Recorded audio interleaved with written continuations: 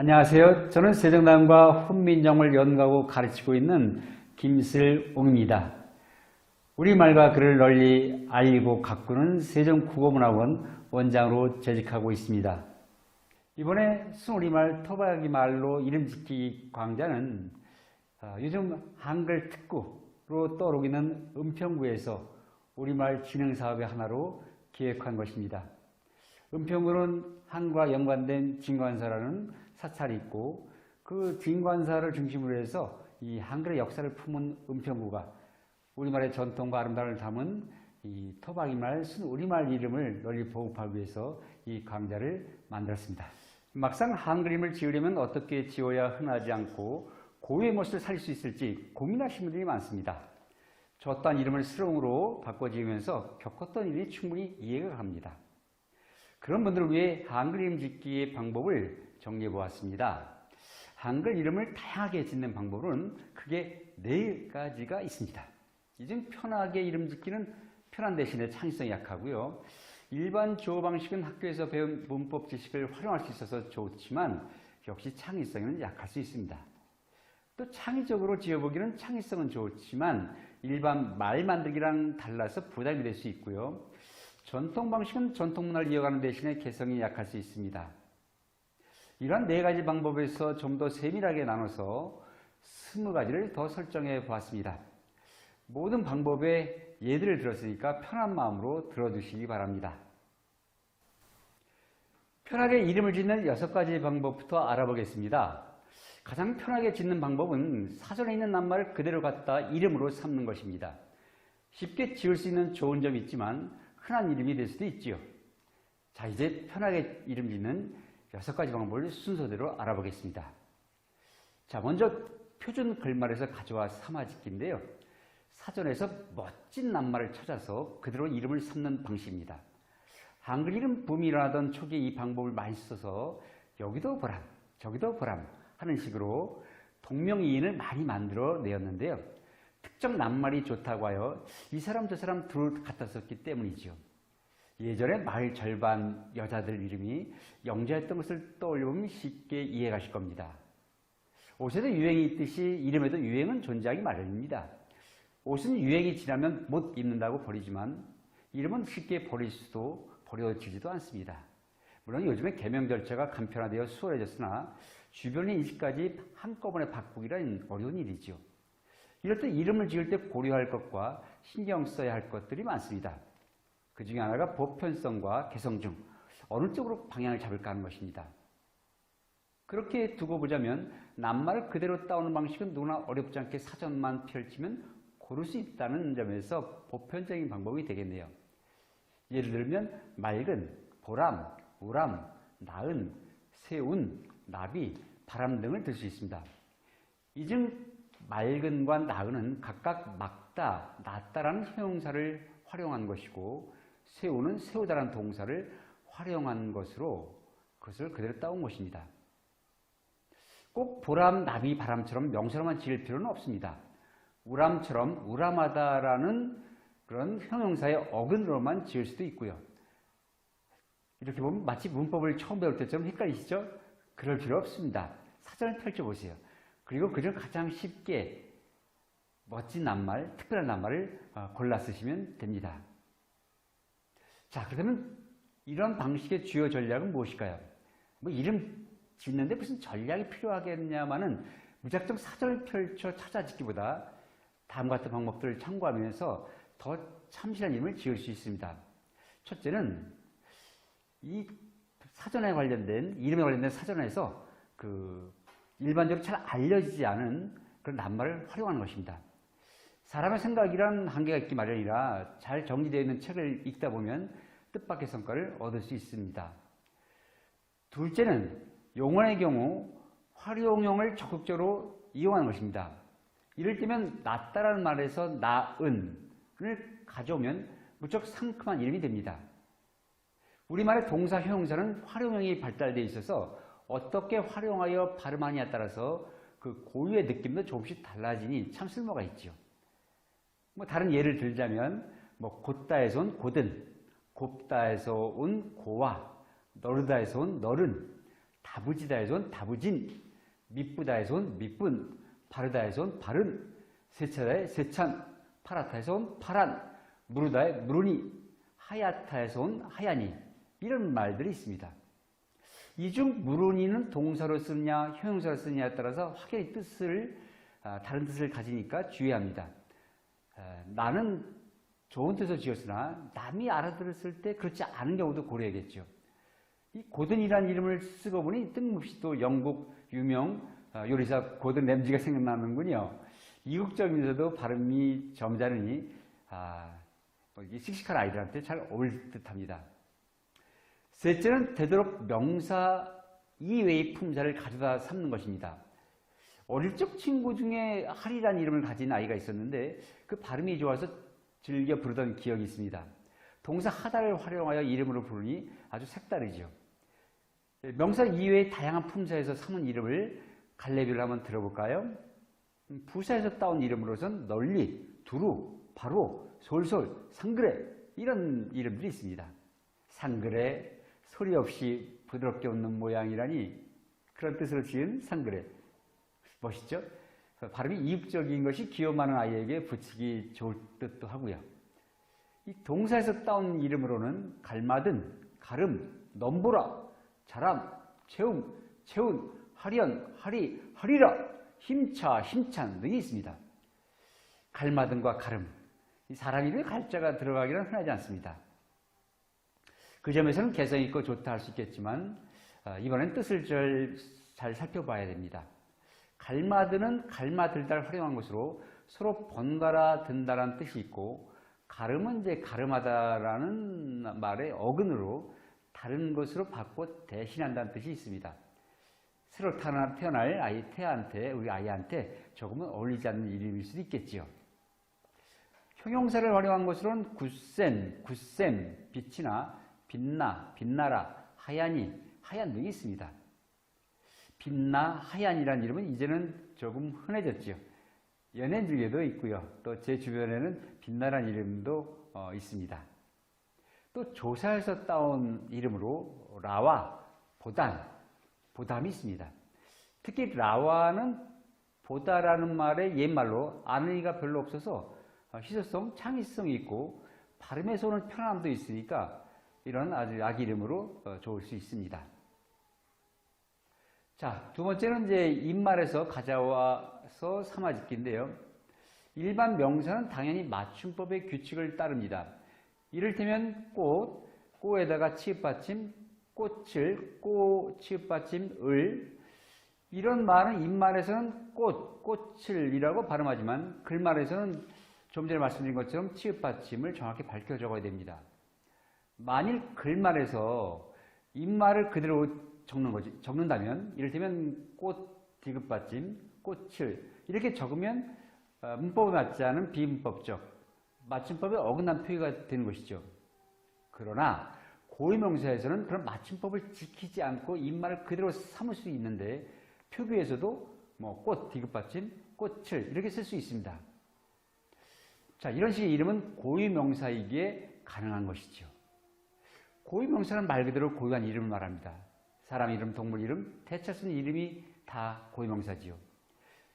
입말식 이름은 매우 다양합니다. 이를테면 곧은에서 온 고든, 높이에서 온 높이, 높인에서 온 높인, 높이솔에서 온 높이솔 등 쉽게 생각해서 소리 나는 대로 그대로 지은 이름이 여기에 해당합니다. 어째 우리나라 사람 이름 같지가 않지요? 외국인들이 한글 받침 있는 글자를 잘 읽지 못한다는 건 잘 알고 계실 겁니다. 피겨 여왕이었던 김연아를 연아라고 부르지 않고 윤아라고 부르는 것도 다 그런 이유에서지요. 그래서 그런지 세계화를 의식한 부모님들은 일부러 받침 없는 이름을 짓거나 발음이 이국적인 이름을 많이들 선택한다고 합니다.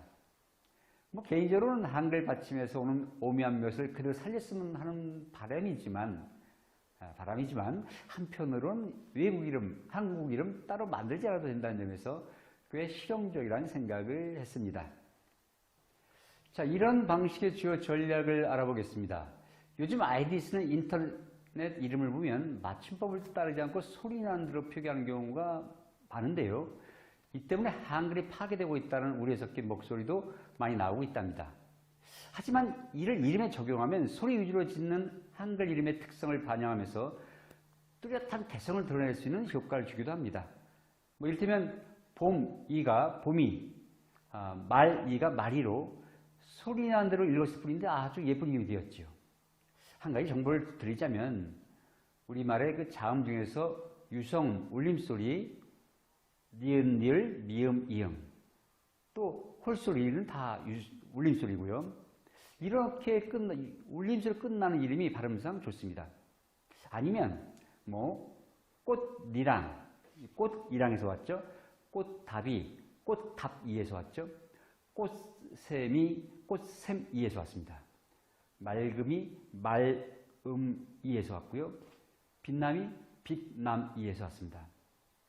이렇게 그 글말식 이름과 입말식 이름을 결합하는 방법도 있습니다. 그러니까 빛, 이거는 이제 글말을 그대로 쓴 거고요. 남이가 남이로, 나미로 했으니까 입말을 결합한 방식이죠. 자, 다음에는 방언에서 가져와서 삼아짓기 방식이 있습니다. 이 방언은 넓은 뜻과 좁은 뜻이 있습니다. 넓은 뜻으로 쓰일 때는 일종의 서울 방언이라고 할 수 있는 표준말까지 포함하는 것이고요. 모든 지역의 말이라는 것이죠. 좁은 뜻으로 쓰일 때는 표준말을 제외한 나머지 방언, 곧 사투리를 가리킵니다. 여기서는 표준말을 제외한 나머지 방언에서 가져와 짓는 것으로 하겠습니다. 혹시 꼭지란 이름 들어보셨나요? 꽁다리의 경상도 방언인데요. 옛날엔 딸 많은 집에서 이제 그만 딸을 낳고 아들을 낳자는 바람으로 마지막으로 낳은 딸의 이름을 이렇게 지었다고 합니다. 딸로서는 굉장히 억울한 일이겠죠. 지방 특색을 살리되 의미까지 고려해진다면 더 좋겠습니다. 시골에 가면 아직도 할머니들께서 갓 태어난 손주에게 강생이라고 부르는 것을 볼 수 있습니다. 강생이? 강냉이? 헷갈리시죠? 강생이의 원래 뜻은 강아지로 경상도 제주도 방언입니다. 참 정감 있고 귀여운 말이죠. 한 번 지하철을 탔는데 한 할머니께서 이제 막 걸음마 뗀 듯한 아이에게 아이고 이 강생이는 누구 닮아 이리 예쁘노 하시더군요. 이를 흐뭇하게 지켜보는데 가만히 보니까 아이 엄마가 인상을 찌푸리고 불쾌해하시더라고요. 그러면서 아이 이름을 또박또박 불러 말하는데 무안해하시는 할머니 모습을 보니 제 마음이 참 쓰렸습니다. 이 방언을 모른다고 해도 저런 상황에선 분명 좋은 의미를 담고 썼을 텐데 말이죠. 사람 이름 쓰이기에는 적당한 말은 아니지만 실제로 그 지방에선 태명으로 쓰고 애칭으로 불리는 말이니 나쁜 말은 아닙니다. 혹여 아이가 그런 말을 듣더라도 기분상해 마시고요. 이 토실토실한 강아지처럼 귀엽다는 말이니까요.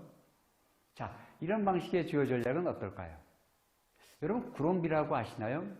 이는 원래 제주도에서 까마귀 쪽나무를 부르는 말인데요. 제주도 방언이죠. 표준어보다 발음도 편하고 아주 특색이 있죠. 뭐 이런 이름을 이제 따올 수 있다는 것이죠. 일전에 아이를 데리고 병원을 갔었는데 환자 명부에 아갑이라는 이름이 눈에 띄어 사전을 찾아본 적이 있습니다. 함경도 방언으로 바지를 뜻하는 말이었는데요. 의미를 두고 보자면 어떻게 이런 이름을 지었나 싶지만 발음해보니 성과 어울려서 꽤 괜찮다는 생각을 했습니다. 실수는 좋게 넘으신 할머니 성함으로 청순하다는 생각까지 했지요. 이처럼 자기 고장의 방언을 적극 활용해 지으면 뿌리의식도 삼을 수 있어서 삼고 심을 수 있어서 매우 좋습니다. 방언에 익숙지 않은 분들을 위해서 방언 관련된 사전들을 정리해서 보여드리도록 하겠습니다. 그리고 이런 삼화짓기의 단순성을 벗어나기 위해서는 이 표준말을 결합해 짓거나 서로 다른 고장의 방언을 합쳐 지을 수도 있습니다. 결국 이 방법은 합쳐서 새로운 이름을 만들어내는 것이므로 삼화짓기는 아니라 할 수 있겠네요. 뭐 이런 예도 있습니다. 뭐 쌍둥이들한테 잘 어울리는 이름인데요. 달빛나래. 달에서 비춰놓은 빛, 거기다 날개를 붙인 거죠. 달빛나래, 높이나래, 높이에 날개를 붙인 거고요. 그 다음에 새암뿌리. 그러니까 달빛나래와 높이나래가 형제 이름이 되는 것이고요. 뭐 새암뿌리, 세로나래. 새암뿌리는 이제 샘에다가 뿌리가 붙은 말이고요. 세로나래는 세로에다가 또 이렇게 나래가 붙은 말인데요. 이렇게 붙여서 또 이렇게 돌림자처럼 이렇게 이름을 지을 수도 있습니다. 그래서 그런지 쌍둥이 이름으로 좋을 듯 합니다. 자, 다음에는 옛말에서 가져와서 삼아짓기. 옛말 그대로 갖다 짓는 방식인데요. 그러니까 이제 옛말 사전에서 특정 낱말들을 찾아서 의미를 부여해 짓는 방식이 있습니다. 이를테면 이제 미르라는 말이 있죠. 이건 용이라는 말의 옛말인데요. 미르와 같이 널리 알려진 이름은 사실은 옛말이라고 하더라도 그대로 삼지 않는 게 좋겠죠. 왜냐면 용이 좋은 뜻이다 보니까 이 사람 저 사람 쓰다 보니까 미르라는 이름이 꽤 많습니다. 독특한 이름도 이미 많은 사람들에게 알려져 쓰이고 있다고 한다면 특별하다고 할 수 없을 테니까요. 좀 뜬금없지만 미르라는 이름을 쓰고 보니까 오래전에 아이가 즐겨보던 마법전사 미르가운 그런 이름이 생각납니다. 물론 제가 아주 오래됐죠. 이 프로그램 나온 지가. 이 잘생긴 유승호 군의 어릴 적 모습도 인상적이었지만 이 프로그램 이름에 미르가운 이런 멋짐이 붙어가지고 기억에 남습니다. 미르는 용이고 가온은 이제 가운데 옛말이니까 그 두 말을 합쳐서 지은 이름이 되는 것이죠. 그러고 보니까 이 의미도 좋고 발음도 매끄러운 게 큰 뜻을 품고 자랄 그런 꿈을 담는 이름으로 잘 어울릴 것 같습니다. 이렇게 쭉 설명드리고 보니까 옛말 중에 의미 좋고 발음이 고상한 말들이 꽤 많습니다. 이를테면 갖추다의 뜻의 갖춤, 곱다란 뜻의 고비, 도두다란 뜻의 도도, 발돋움이라는 뜻을 가진 사울이라는 이름도 있는데 마치 일본 사람 이름 같기도 한데 실제 사울이라는 이름이 있어요. 일본 사람 중에 아주 인기가 많죠. 이 중에 낯익은 이름도 있습니다. 제가 가르치는 이 중에 기삐라는 이름의 학생이 있는데요. 기쁘게라는 뜻의 옛말로 발음도 독특하지만 그 의미가 밝고 좋아서 수업 시간에 자주 부르곤 합니다. 이 학생 입장에서는 그리 좋지는 않겠죠. 이름이 특이하고 예쁘면 여러 사람이 쉽게 기억하고 부르기 좋지만 때와 장소를 가리지 않는다는 점에서 이거를 놀림말로 여기는 아이들이 좀 있습니다. 아까 좀 제가 사울이라는 이름을 소개했는데 이 골 때리는 그 축구 게임에 나오는 사울이 양이 또 우리 말의 그런 수어를 잘해가지고 또 아주 널리 우리 한글도 널리 알리는 홍보대사로 일하고 있습니다. 자, 이런 방식의 주요 전략을 살펴보겠습니다. 먼저 현대말과 같이 다양한 품사를 활용하는 방법입니다. 품사를 기준으로 보면 명사를 그대로 삼은 가람, 강, 이게 뭐 강이란 말의 옛말이죠. 명사고요. 은하수란 뜻의 미리네, 바위란 뜻의 바회, 이런 말들이 명사에서 가져온 거고요. 부사를 그대로 삼은 날래, 빨리란 뜻이죠. 또란 뜻의 다하, 반드시란 뜻의 모대, 쉽게란 뜻의 수비, 또 동사나 형용사의 활용을 그대로 삼은 말도 있습니다. 이름도 있습니다. 가시라, 깨끗하지 아니한 것을 없애서 다시 새롭게 하라, 그런 뜻이고요. 또 넓다란 형용사에서 온 너른, 그 다음에 사랑하다라는 동사에서 온 닷옴, 이런 예들을 들 수 있습니다. 둘째는 기존 옛말 사전에 없더라도 여러 옛말을 합쳐서 짓는 방식이 또 좋습니다. 뭐 예를 들자면 가람, 뇌 하면은 가람이라는 명사 또 사인한 뜻의 뇌를 합쳐서 두 낱말 합쳐진 이름이 되는 것이죠. 셋째는 옛말과 현대말 합쳐지면 또 독창성이 더 확보될 수 있습니다. 예를 들면 꽃과 누리를 합쳐서 향기롭고 화사한 꽃누리라는 이름으로 지을 수 있고요. 또 늘과 푸름에 합쳐져서 언제나 푸르다는 좋은 뜻을 담은 이름이 되지요. 이처럼 서로 다른 이질적인 것 같은 옛것과 현대의 것을 조합해보면 전혀 상상 밖의 그런 이름이 나올 수 있습니다. 자, 다음에는 접사에서 가져와 삼아 짓는 방식을 알아보겠습니다. 기존의 접두사, 접미사 또는 어미를 그대로 삼아 짓는 것입니다. 한 가지 예를 들자면 접두사 하는 크다란 뜻을 갖고 있고 접미사 스러는 스럽다의 활용이죠. 또 리라라는 말은 추측을 나타내는 일이라 그런 말의 그 어미지요. 이게 도대체 무슨 소리인가 하실 겁니다. 쉽게 말하자면 크다의 뜻을 가진 한을 이름으로 쓸 수 있다는 것입니다. 일반 낱말에서는 어딘가에 꼭 붙어야 되는 게 되지만 고유명사니까 이제 그걸 띄어서 이름을 지은 것이죠. 스럽다도 어디에 붙어 있어야 되지만 스런 이것만 가지고 김스런 이런 식의 이름을 만들 수 있다는 것입니다. 한 가지 주의하실 것은 발음이 좋아도 접사의 경우는 단독으로 갖는 의미가 깊지 않으니까 이 다른 낱말과 결합해서 짓는 게 좋을 수 있습니다. 자, 다음은 어절에서 가져와 삼아짓기를 살펴보겠습니다. 이 어절이라는 것은 우리가 나는 뭐 하늘이 좋다. 이게 띄어쓰기 단위의 말을 얘기하는 것인데요. 나는 하늘이 좋다 하면 3어절이 되는 것이죠. 그래서 어절 삼기로는 뭐 로, 야, 고, 이, 가 등 다양한 조사가 붙은 이름을 그대로 삼는 경우를 말하는 겁니다. 왜 나이 드신 분들은 이름이 영이라고 하면 희야라고 부르잖아요. 그죠? 이 경우는 영희야를 그냥 줄여서 부른 말이지만 여기서 줄임말이 아닌 이름의 조사를 그대로 넣어 짓는 것을 뜻합니다. 물론 조사가 붙지 않아도 어절이 될 수 있으나 여기서는 조사가 붙은 것만을 어절로 구별했습니다. 예를 들자면, 자, 나는 나비랑 놀 거야. 그럼 나비랑, 이게 한 어절인데요. 나비랑을 그대로 이제 이름을 삼는 것이죠. 바다로, 바다라는 명사와 로라는 조사가 붙어서 이게 한 어절이 되는 것인데, 바다로를 그대로 이름을 삼는 것이죠. 뭐 잔디랑, 뭐 마음이, 비가, 별이, 이런 식으로 짓는 것입니다. 조금 팁을 드리자면, 좀 도움말을 드리자면, 어떤 조사를 사용하냐에 따라서 의미가 조금씩 변한다는 것입니다. 감이 잘 안 오시죠? 쉽게 나비란 명사에 여러 조사를 붙여서 한번 불러보세요. 미세한 의미 차이를 금세 알아챌 수 있을 겁니다. 뭐 나비야, 나비랑, 나비로 이런 식으로요. 일반 말 만들기 방식으로 짓는 그 이름 짓기 4가지 방식을 알아보겠습니다. 일반 낱말 만드는 방식은 크게 접두사, 전미사를 붙여 만드는 파생법, 어음끼리 합치는 합성법이 있습니다. 예전 학교에서 배운 이 방식을 그대로 적용하는 것입니다. 알아보기 쉽게 한번 정리를 해볼까요? 먼저 파생법에 의한 단어의 형성이 있습니다. 이 어근에다가 접사, 접두사, 전미사를 붙인 거죠. 뭐 맨손, 덮어서 이게 이제 접두사를 붙인 거고요. 그 다음에 이제 뭐 지붕, 덮개 이런 건 이제 전미사를 붙인 겁니다. 합성법에 의한 형성은 크게 보면 이제 통사적 합성, 비통사적 합성어가 있는데요. 쉽게 말씀드리면 통사적 합성어는 이 결합하는 두 낱말이 이 독립성이 있는 겁니다. 뭐 돌다리 그런 것처럼 돌, 다리 띄어도 말이 되죠. 그 독립적으로. 근데 이 비통사적 합성어라는 것은 이를테면 뭐 늦잠처럼 잠에다가 늦이 붙었는데요.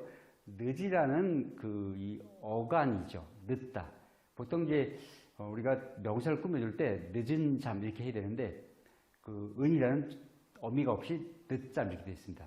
그래서 자연스러운 어떤 문장 성분의 낱말 연결할 방식보다 약간 좀 생산성이 떨어지는 그런 것을 비통사적 합성어라고 하는데요. 그렇지만 뭐 15세기에는 죽살이, 뭐 죽고 살다 이런 죽살이 같은 이런 비통사적 합성어가 많이 발달되어 있었습니다. 이 이름에는 바로 이런 비통사적 합성어를 많이 활용하면 좋은데요. 그거는 또 뒤에서 다시 설명드리도록 하겠습니다. 자, 먼저 파생법을 활용한 접두사 붙여짓기, 이름 짓는 방식을 알아보겠습니다. 우리말에서 접사 붙이기는 이런 한정된 접사로 다양한 어휘를 만들어내는 생산적인 방법입니다. 예를 들어서 강하다. 이때 어근이 강을 이쪽에 이제 그 접두사를 활용하는 거죠. 이때 강은 뭐 추위, 다짐, 마르다. 이런 말에다가 강을 붙여버리면 강추위, 강다짐, 강마르다가 되면서 그 강이라는 접두사와 그 다음에 붙는 추위, 다짐, 강마르다의 뜻이 더해지면서 아주 센 의미를 갖게 됩니다. 자, 이름을 한번 또 지어볼까요? 홀로라는 뜻을 가진 외라는 접두사를 가람, 길, 소리에 한번 붙여서 불러보면 외가람, 외길, 외소이라는 이름이 만들어집니다.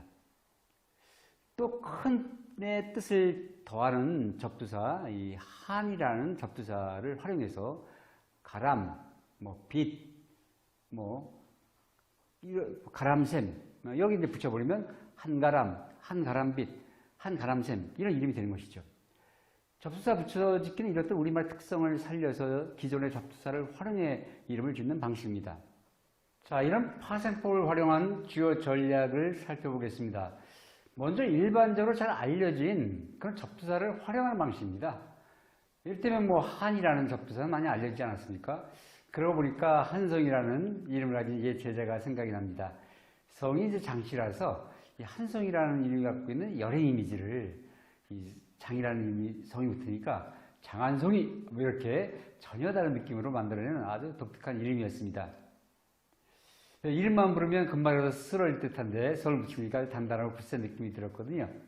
외모도 마르고 하얀 반면에 주갈 뚜렷한 학생이어서 이름이 참 잘 어울린다고 생각했습니다. 이 밖에 기존 낱말에서는 접사가 아니지만 이름에서는 접사로 활용해서 하는 방법이 있습니다. 대단히 창의적인 방법이죠. 기존 조어법에서는 뭐 이런 독립된 어근이 생산성이 좋아서 그것이 뭐 접사처럼 기능하듯이 이름에서도 이런 생산성이 많은 기본 어휘를 접사처럼 설정해서 이름을 생성할 수 있습니다. 이를테면 뭐 가득이라는 말은 접사가 원래 아니죠. 근데 이것을 뭐 가득찬, 가득나라, 가득샘 이런 식으로 여러 이름에 적용하다 보면 마치 기존의 접두사 한이 붙어서 한송이, 한두로 막 이런 이름을 만들어내듯이 그런 창의적인 이름 만들기 방식이 되는 것입니다. 하나 더 예를 들어볼까요? 뭐 가람이라는 이건 접사가 아니죠. 일반 낱말 아닙니까? 강인한 뜻에. 근데 이거 가람을 붙여가지고 뭐 가람 가득, 뭐 가람 가든, 가람샘 이런 식으로 막 이름을 붙이다 보면 이게 마치 접사처럼 기능한다는 것입니다. 자, 다음은 접미사 붙여짓기 방식을 알아보겠습니다. 이 접미사 붙이기도 접사 붙이기와 뭐 같은 방법으로 하는 것인데요. 아주 우리말에서 대단히 생산적인 방법입니다. 이 생산적이라는 말은 그만큼 활용 가능성이 무궁무진하다는 뜻이죠. 그것을 지키는 사람이라는 뜻의 지기를 낱말 끝에 붙여버리면 등대지기, 묘지기, 문지기, 산지기 이런 명사를 만들어내는 그런 방식이죠. 이런 방식과 마찬가지로 뭐 그것이 심하거나 많은 사람을 뜻하는 꾸러기를 붙이면 잠꾸러기, 걱정꾸러기, 뭐 방정꾸러기 이런 명사를 만들어냅니다. 대단히 쉽죠? 그러니까 이와 같은 방식으로 이름을 만들어 보면 어떻겠습니까? 뭐 이를테면 높임의 뜻을 더하는 접미사 님이라는 접미사를 활용해서 뭐 꽃님 뭐 그런 이름을 만들 수 있는 거죠. 아주 향긋한 이름이 되었죠. 또 뭐 이라는 접미사를 붙여가지고 소다미, 알뜰이, 주미, 한이 이런 이름을 만들어낼 수 있습니다. 또 이렇게 만들어진 명사를 소리난대로 써보면 소다미, 알뜰이, 주미, 한이와 같은 발음이 예쁜 이름을 만들어낼 수도 있습니다. 자, 이런 방식의 주요 전략을 살펴보겠습니다. 사실은 뭐 접미사 붙여서 이름 만드는 방식은 접두사 붙여짓기와 같습니다. 다시 반복할 필요는 없다는 생각이 들고요. 다만 특이한 경우를 좀 말씀드릴까요? 이를테면 뭐 샘놀이 한, 뭐 슬기 한 이런 한이 끝에 붙은 원래 이제 한은 앞에 붙이는 접두사인데요. 일반 낱말에서 접두사인데 낱말 끝에 붙이면 아주 색다른 이름이 되지 않습니까? 이렇게 원래 그 접두사 쓰이는 것을 접미사처럼 활용해서 아주 창의적인 이름을 만드는 경우가 있습니다. 낱말 그대로 붙여짓기 방식의 이름 짓기를 알아보겠습니다. 이 두 가지 이상의 낱말을 붙여서 새말을 만드는 방법은 일반 낱말이나 이름에서 매우 손쉽고 아주 생산성이 높은 방법입니다. 뭐 쌍둥이나 혹은 터울이 적은 형제자매 이름을 짓기에도 좋은 방법이고요. 예를 들어서 쌍둥이라면 뭐 푸른 하늘을 둘로 나눠서 각각 이름을 삼으면 되는 것이고요. 자, 그러면 품사별로 다양한 결합관계에 의해서 어떤 이름이 만들어지는지 몇 가지 예를 들어보겠습니다. 이를테면 뭐 알찬 바로, 그럼 이제 알차다가 형용사죠. 바로는 부사고요. 이런 경우는 이제 형용사와 부사를 같이 합친 거고요. 또 이런 이름은 어떻습니까? 우리 보라. 우리는 대명사죠. 보라는 동사고요. 그래서 이렇게 대명사 동사를 합쳐서 지을 수도 있고요. 이렇게 다양한 품사를 결합할수록 이름은 길어지긴 하지만 그만큼 특별한 창의적인 이름을 지을 수 있으니까요. 문법에 크게 신경 쓰지 마시고 한번 이렇게 여러 품사를 결합해서 좋은 이름을 만들어 보시기 바랍니다. 자, 이런 이름 짓기의 주요 전략을 정리해 볼까요? 요즘 시대가 바뀌어서 이름은 무조건 두 자로 지어간다는 고정관념에서 우리가 좀 탈피해가지고 뭐 세자, 네자 이름도 가능하다고 봅니다. 뭐 제 주변에는 뭐 한송이, 온누리처럼 세자 이름을 가진 사람이 더러 있는 걸 보면 그러니까 세자지만 성까지 합치면 네자가 되는 거죠. 그래서 이런 이름에 대한 거부 반응이 요즘 많이 없어져서 활용 범위가 넓어졌습니다. 우리나라 국적으로 가장 긴 이름은 뭐 박하늘별님, 구름 햇님보다 사랑스러운 우리 이런 이름이 있는데 무려 성씨 포함해서 17자라서 수위 가쁘죠. 근데 법적으로 이제는 이런 긴 이름을 허용하지 않습니다. 뭐 성까지 포함해서 6자를 넘으면 안 되고요. 그리고 이런 이름들은 뭐 창의적이긴 하지만 남한테 불편함을 줄 수 있습니다. 뭐 출석부 만들 때도 그렇고요. 그래서 제가 볼 때는 우리가 보통 성하고 2자 이름 짓는데 3자, 4자까지만 이제 보통 많이 활용해서 지으면 좋겠습니다. 옛날 코미디 프로그램이 생각나네요. 배수한무, 거북이와 두루미, 삼천갑자, 동방석, 치치카포, 살살센터, 오리오리, 세브리캉, 무드슬라, 구름이, 허리케인, 담벼락, 서생원의 고양이, 바둑이는 돌돌이, 뭐 이런 이름을 지어가지고 웃겼던 게 기억나는데요. 자, 이제는 이제 서로를 위해서 이름은 성 포함해서 6자를 넘으면 안 되겠습니다. 자, 다음은 이제 낱말 앞에만 따와서 붙여짓는 이른바 준말 방식이 있습니다. 이 방법은 아주 활발하게 쓰이는 어떤 준말 만들기와 같은 방식으로 아주 생산적인 한글 이름 짓기 방식이니까 저는 뭐 많이 권하고 싶은 방식입니다. 왜냐하면 이름의 의미를 중요하게 생각하는 우리나라 사람의 특성상 겉으로 드러나지 않는 이 상징적이고도 풍부한 의미를 담는 가장 적절한 방법이기 때문입니다. 어려운 건 아닙니다. 뭐 이를테면 새롭고 슬기롭고 아름답게 그래서 첫 글자만 띄워버리면 뭘까요? 새스라죠. 그래서 새스라라는 의미 좋고 신선한 이름이 만들어지고 또 소담스럽고 아름답다 그래서 첫 글자를 따와서 지으면 소예라는 아주 아기자기하고 고운 이름이 만들어집니다. 이렇게 낱말에서 맨 첫 글자만 따오면 대단히 쉽죠. 또 다른 뭐 제 이름도 슬고 옹골찬 뜻이죠.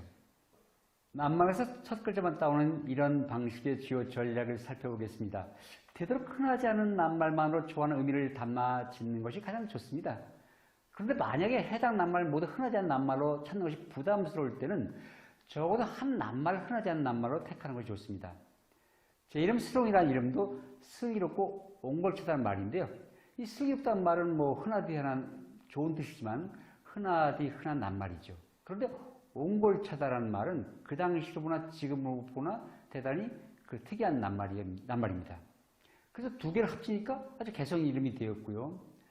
특히 옹자가 할아버지 뜻하는 고정한 힘이 있어서 잘 택하지 않으니까 오히려 옹자를 붙이니까 되게 개성 이름이 된 것이죠.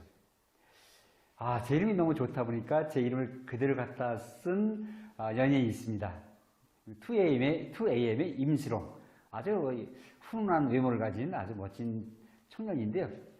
또 드럼 치는 가수 김수롱 군도 있고요. 이런 연예인들 공통점이 있어요. 이게 본명을 그대로 예명을 쓴 겁니다. 가명이 아닙니다. 왜 그랬을까요?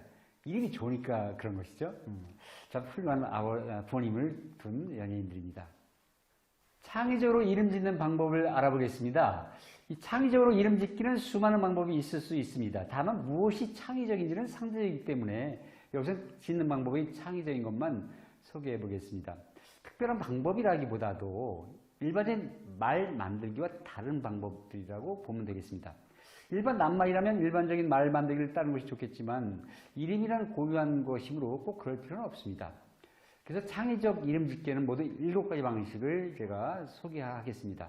뭐 특정 낱말에서 앞 따와 짓기, 특정 낱말에서 뒤 따와 짓기, 가운데나 앞뒤 따오기, 소리만을 살려 짓기, 낱말 앞뒤에서 따와 짓기, 또 중간 부분과 끝 부분을 따와 짓기, 첫 부분과 앞뒤를 동시에 따와 짓기로 이 7가지를 또 서로 결합하면 더 많은 방법을 만들어낼 수도 있습니다. 요즘 젊은 사람들은 좀 길다 싶으면 무엇이든 줄여 부르지요. 질감, 즐겁게 감상하세요.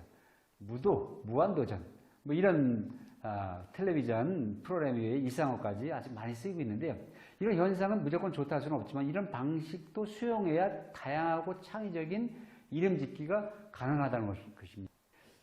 먼저 특정 낱말에서 앞 따와 짓기를 살펴보겠습니다. 뭐 간단하게 말하자면 이제 주식회사를 주라고 하고 보름날을 이제 보름으로 부르듯 앞부분을 따온 방식입니다. 뭐 뒤를 줄인다고 할 수도 있지만 사실은 앞부분이 마음에 들어서 적극적으로 활용한 것이므로 따왔다고 보는 것이 옳습니다. 조금 더 예를 들자면 푸르다라는 형용사에서 다를 빼고 다라는 어미를 빼고 푸르만 사용한다든가 부사 산들산들에서 뒤에 산들을 빼고 산들만 사용한다든가 하는 방식이 그것입니다.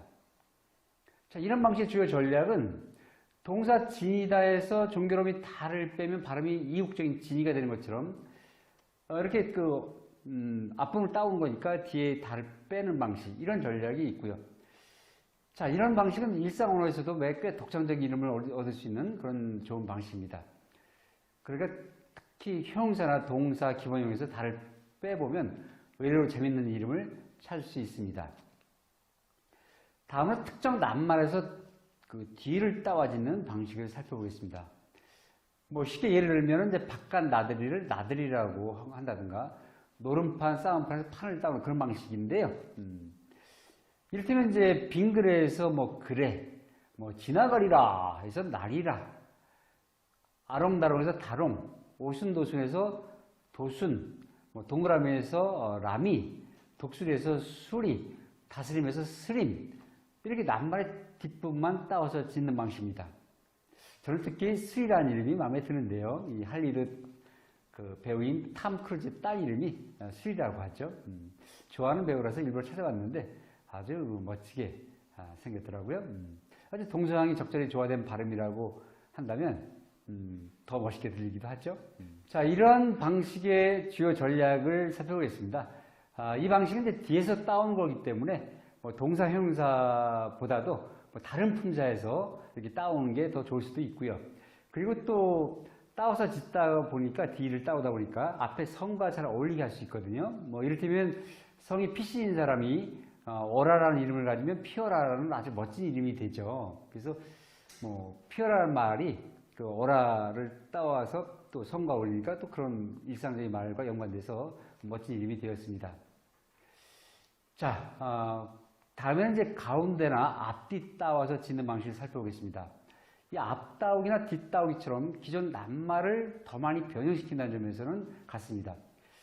예를 들자면 함초롬하다에서 중간 부분 초롬을 따와짓는 것처럼 낱말의 가운데 부분만 따와짓는 방법이 있고, 다복솔에서 다솔, 도다나에서 돋나, 세이라에서 세라, 새로우니에서 새로니, 아리랑에서 아랑, 일어나다에서 일다처럼 낱말의 앞과 뒤의 글자만 따와지는 방법도 있습니다. 겉으로 드러나는 의미는 없더라도 속 의미를 갖고 있는 것이니까 의미나 발음 면에서도 좋은 방법이 될 수 있습니다. 이 밖에도 송이송이에서 송송. 재밌죠? 뭐 송이송이를 또 송송이라고 할 수도 있고요. 뭐 아직 태명이나 아이의 이름을 짓지 못했다면 가볍게 이런 낱말을 찾아서 한번 재밌는 이름을 지어보시기 바랍니다. 앞 따와짓기, 뒷 따와짓기, 가운데 따와짓기, 앞뒤 따와짓기, 이런 것들을 조금씩 바꿔서 이렇게 여러 가지 합성을 해보면 아주 창의적인 이름을 만들어 볼 수 있습니다. 자, 다음은 소리만을 살려짓기를 살펴보겠습니다. 이 뜻은 없지만 소리 아름다움을 살려짓는 그런 방법인데요. 앞에서 우리나라 사람들은 이름에 의미를 부여하는 특징이 있다고 했는데요. 요즘 별다른 뜻이 없이 부를 때 어감만을 강조해서 거기에 중점을 두는 그런 이름 짓기 방식이 많아졌습니다. 친구 중에 아이 이름을 희라고 지은 이가 있었는데요. 이를 물어보니까 발음에서 오는 청량함을 담아서 그렇게 지었다고 합니다. 무슨 뜻이야? 물어봤더니 뜻 없어 이렇게 얘기를 하고 하는 걸 들은 적이 있습니다. 이처럼 어휘적 뜻은 아닐지라도 상징적 뜻은 부여할 수 있습니다. 이름에서 필요한 것이 또 상징적 의미이기도 하니까요. 예를 들면 뭐 라라와 같은 경우 아주 경쾌하고 즐거운 느낌을 주므로 뭐 밝고 명랑하게 자라라 그런 뜻의 의미를 부여할 수 있는 거죠. 뭐 리리는 노래를 흥얼거리는 듯한 느낌을 주니까 즐겁게 살라라는 그런 뜻으로 표현할 수 있습니다. 라라와 리리 둘 다 이국적 이름 같지요? 특히 리리는 중국에서 흔한 이름이라 더 그렇게 들리나 봅니다. 자, 다음은 이제 낱말 앞뒤에서 따와지는 방식인데요. 앞에서 설명한 앞만 따와지는 이름보다 더 독창적인 그런 방법으로 쓰일 수 있습니다. 의미 있는 문장을 쓰고 거기서 앞뒤의 글자만 따와짓는 방식입니다. 이를테면 이제 스스로 일어서는 사람이 되라 그런 뜻에서 스람, 다시 한번 정리해 볼까요? 스스로 일어서는 사람, 스람. 제가 좋아하는 작가 중에 한글 작가시죠. 거람 김반석 선생님이 계신데, 그분은 이제 그 호를 거람, 거룩한 사람, 이렇게 지었습니다. 그래서 이 사람 이름에 숫자가 잘 들어가지 않는다는 측면에서 특이하지만, 발음도 이렇게 매끄럽고 의미도 좋죠. 자, 이런 방식의 주요 전략 어떻습니까? 이 방법은 낱말의 앞과 뒤를 따서 다시 합쳐지는 방식이기 때문에 비록 흔하게 쓰는 낱말이라도 아주 새로운 느낌의 이름을 만들어내는 그런 전략에서 대단히 창의적인 그런 이름 짓기 방식이니까 자유롭게 도전해 보시기 바랍니다. 자, 다음에는 중간 부분과 끝 부분을 따와짓는 방식입니다. 굳세게 살련 그래서 세련 이런 식이죠. 초1한 날에 태어나를 이래나 어려운 일들을 박차고 굳건하게 자란. 그래서 차란 이렇게 두 낱말 이상을 합칠 경우에 첫 낱말에서는 중간 부분을 다음 낱말에서는 끝 부분을 따오는 그렇게 아주 독창적인 방식입니다.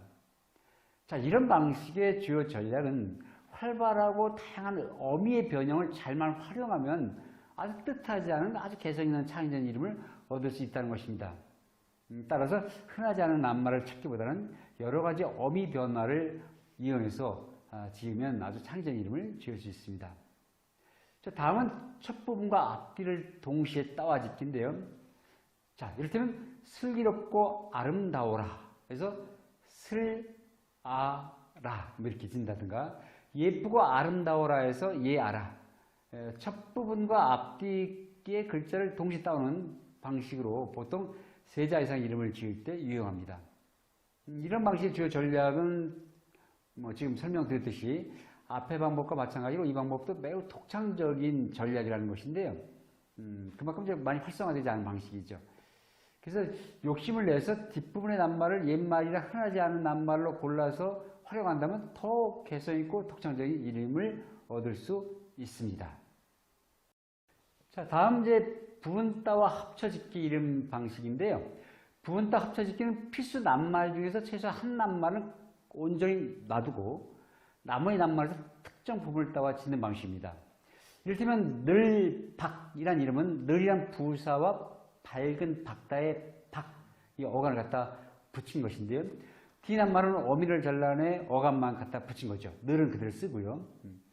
문법에서 이런 낱말 합성 방식을 비통사적 합성어라고 하는데요. 높다, 늦잠, 이 바로 여기에 해당되는 것이죠.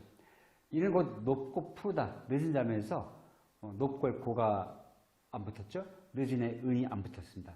자, 이런 식의 방식을 활용하면 매우 다양한 이름을 만들 수 있고요. 또 하나 예를 들자면 나빛이란 이름은 빛처럼 밝은 아이가 태어나 그래서 앞과 뒤를 따온 낱말인데 이렇게 아주 따와지다 보니까 아주 순서를 바꿔서 참신함을 더했습니다. 또 하나 예를 들자면 이제 곱게 자라나 해서 고이나 이런 이름이 바로 부분따와 합쳐짓기에 아주 멋진 예로 들 수 있습니다. 자, 이제 전통 방식으로 이름 짓기 두 가지 방식을 알아보겠습니다. 먼저 성과 어울리게 이름 짓기 방식이 있는데요. 우리나라 이름은 성과 이름이 합쳐져 하나의 어조를 이룹니다. 따라서 성과 어울리게 지으면 좀 더 개성 있는 이름을 얻을 수 있죠. 이를테면 성이 이씨일 경우 이루라라는 이름은 성과 합쳐 불러도 좋고 성과 띄어서 이름만 루라라고 불러도 무척 창의적인 이름이 됩니다. 몇 가지 예를 들자면 성이 반시고 이름이 가이라고 한다면 반가이로 아주 그리워하던 사람을 만나거나 원하는 일이 이루어져서 즐겁고 기쁘게 그런 삶을 살아갈 사람이라는 뜻이죠. 또 엄시성에 청나라는 이름을 붙이면 아주 엄청난 사람이 되겠네요. 제가 가르치던 학생 중에 임시성을 가진 이랑이라는 이름의 학생이 있었는데 합쳐보면 임이랑이란 뜻이 되는 거죠. 그래서 물어봤더니 어머니께서 가수 남진의 님과 함께라는 노래에서 영감을 얻어서 지었다고 하더군요. 이야기를 듣고 웃음이 나왔지만 참 기가 막히게 잘 지었다고 생각했습니다. 즐겨 듣는 음악, 좋아하는 단어, 성과 조화만 이루어져도 아주 멋진 이름이 됩니다. 이 밖에도 성과 어울리는 이름이 더 있습니다. 예전에 삐삐밴드라는 인디밴드 이름이 아니라 노랫말에도 등장했던 유쾌한, 그런 이름이 있었죠. 유쾌한 씨가 껌 씹는 방법을 묘사했던 노래인데요. 노래에 나오는 유쾌한 씨는 비록 별명이었지만 실제 이름으로 써도 아주 좋다고 생각했습니다. 평생 살면서 인상 찌푸린 일 없이 늘 즐겁고 상쾌하라는 의미로 발음 또한 탁 트인 느낌이라 유시성을 가진 사람을 보면 이렇게 바꿔보라고 고라고 싶네요. 혹시 아이가 놀림이라도 받을까봐 걱정되신다면 그건 부르는 사람들이 잘못이죠. 이렇게 특색 있는 이름은 바꿔 부를 것도 별로 없어 차라리 낫습니다. 이름도 유쾌한, 별명도 유쾌한, 삶도 유쾌한, 이 밖에도 명랑한, 온누리, 다나나, 구슬아처럼 아주 흔하지 않은 성씨를 가진 이들에게는 어울리는 이름이 더 많은 것 같습니다. 자, 다음은 형제 사이의 돌림자로 짓기 방식을 알아보겠습니다. 예전에는 얼굴이 닮지 않아도 누가 누구의 형제자매인지 쉽게 알 수 있었습니다. 바로 돌림자 때문인데요. 재석, 명석, 형석, 누가 봐도 형제 같죠? 원래 한자 이름에서의 돌림자는 되게 가부장적인 학렬제도에 의해서 남자들한테만 적용했습니다. 이제 그런 시대 아니고요. 한글 이름은 형제자매 누구에게나 가리지 않고 평등하게 적용할 수 있기 때문에 더 좋습니다. 자, 방식은 크게 두 가지가 있는데요. 하나는 흥부, 놀부, 콩쥐, 파치처럼 돌림자를 설정하는 것이고, 또 하나는 일정한 어휘 체계를 이루거나 긴밀한 의미로 연계시키는, 그래서 대한민국, 대한과 민국 이런 식으로 하는 경우도 있습니다. 그래서 돌림자를 설정하는 것도 다양한 방식이 있는데요. 자, 그렇다면 이제 돌림자를 설정하는 경우를 한번 보도록 하겠습니다. 나루, 날인, 늘한별, 늘한솔, 다솔누리, 다한누리처럼 이름의 첫 글자를 돌림하는 방법이 있고요. 또 승걸, 희걸, 나래울, 달래울, 보미누리, 한빛누리처럼 이름의 끝 글자를 돌림하는 방법도 있습니다. 주변 이름이 마리, 마루로 마자를 돌림으로 하는 남매가 있었는데 누나가 마리, 동생이 마루로 누나 이름은 도도하면서도 연약한 느낌이 들었고 동생 이름은 순하면서도 강한 느낌이 들어서 또 이렇게 잘 어울리는 이름이 되었습니다. 물론 이름과 전혀 다른 이미지에 놀라기도 했지만 외모라든가 성향이라는 것은 살아가면서 얼마든지 바뀔 수 있는 것이니까요. 그래서 첫 글자 돌림, 끝 글자 돌림 이런 식으로 다양한 예들을 제가 표로다가 정리해 보았습니다. 어휘의 관계나 뜻 짜임새를 이용하는 경우를 한번 살펴볼까요?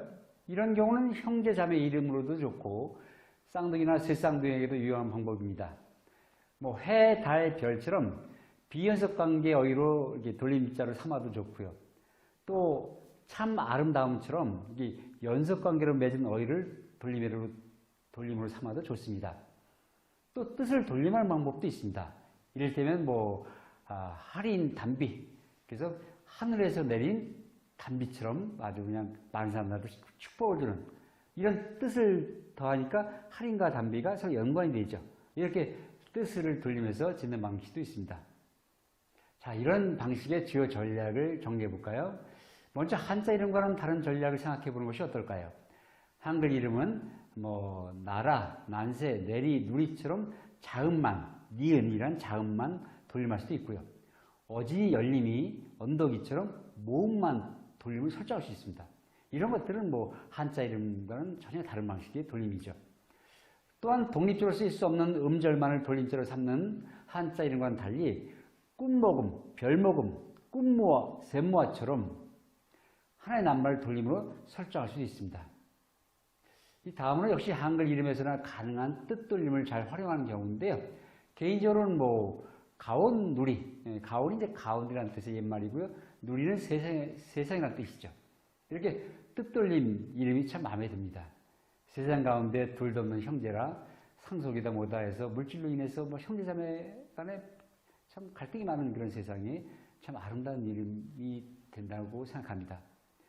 이 밖에도 앞에서 설명한 관계 어휘를 활용하는 것도 재미있는 방법이 될 것입니다.